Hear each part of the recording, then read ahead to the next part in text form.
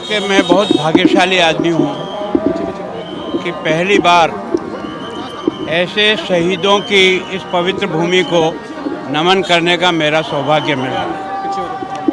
मैं सोचता हूँ कि देश धर्म के लिए इससे बड़ा बलिदान अभी तक इतिहास में न कभी पढ़ा है न कहीं सुना है।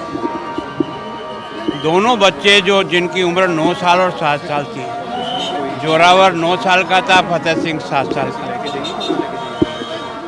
और माँ गुजरी आनंदपुर साहब युद्ध के उस समय के बाद इनको कैद करके यहाँ ठंडे स्थान पर लाके रखा। माँ ने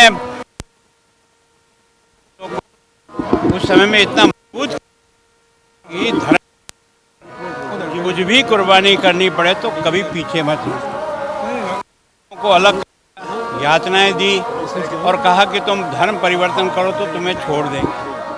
बच्चों ने कबूल नहीं की और इस कारण से बच्चों को दीवारों में चुनने के लिए ईंटें लगाते रहे और एक ईंट के साथ ही पूछते थे कि बोलो अब भी है तुम्हारा मन?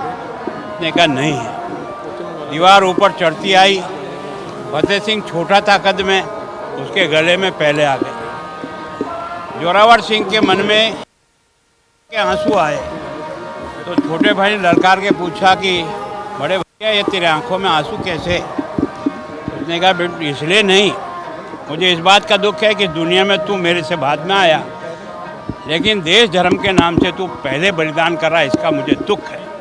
दोनों बच्चे यहीं दीवारों में चुन लिए गए और उसके बाद माँ गुजरी ने भी जहाँ उसको अलग कर दिया था, उसको समाचार सुनते उसकी भी देह त्याग हो गया।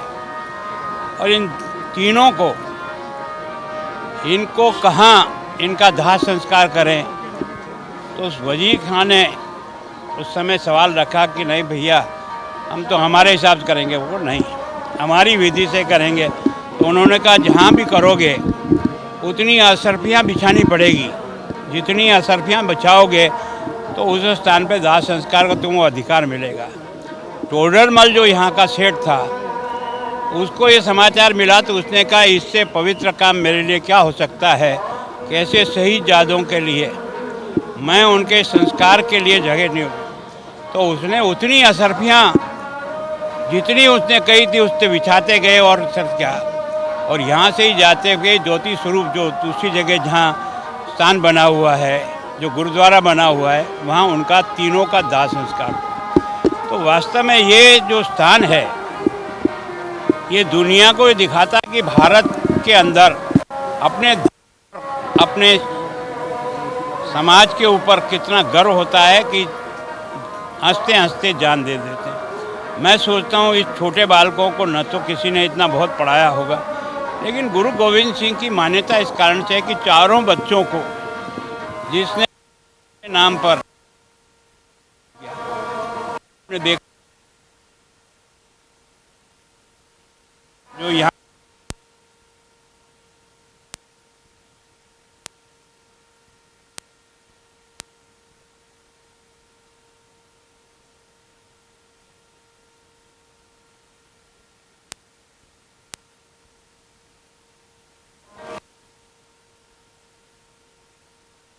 वो कुर्बानी होनी चाहिए, उन्होंने ये सबूत अपने से दिया और इसलिए इसकी मान्यता वर्षों से है। प्रधानमंत्री जी को इस बात के लिए धन्यवाद कि यही तारीख है उन्होंने वीर बाल दिवस के रूप में